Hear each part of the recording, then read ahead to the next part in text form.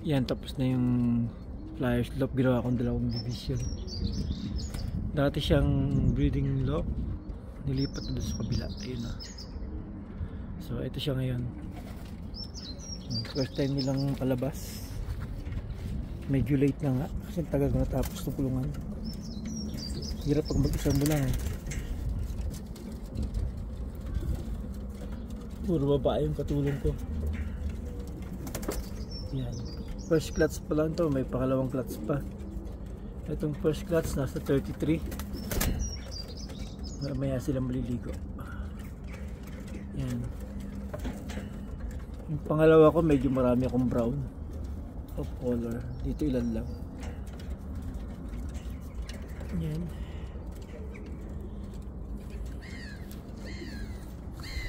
Ayan sila. Ganda lang dito, open area. Yan.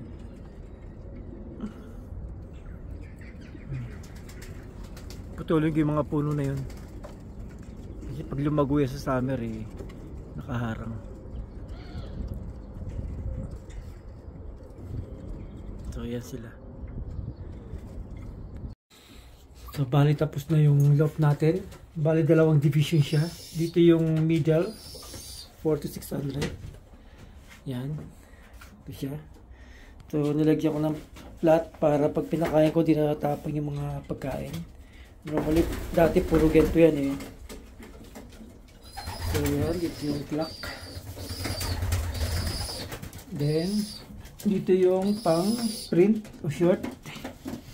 Yan. Yan siya. Naharang siya para di makalabas. So first time nila nagsama-sama yan. First batch pa lang to. Meron pa tayong second clutch. Bali yung 16 pieces nito, ilalaro ko ng one loop race sa Romania, sa Thai.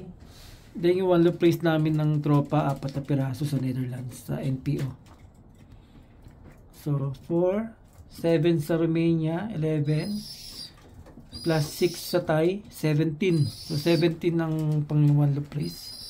Kaya meron pa tayong second clutch. So yan sila lahat. Mas marami tayong off color sa second clutch ko eh. May brown.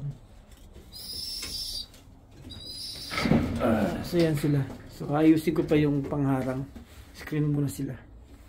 So yun na.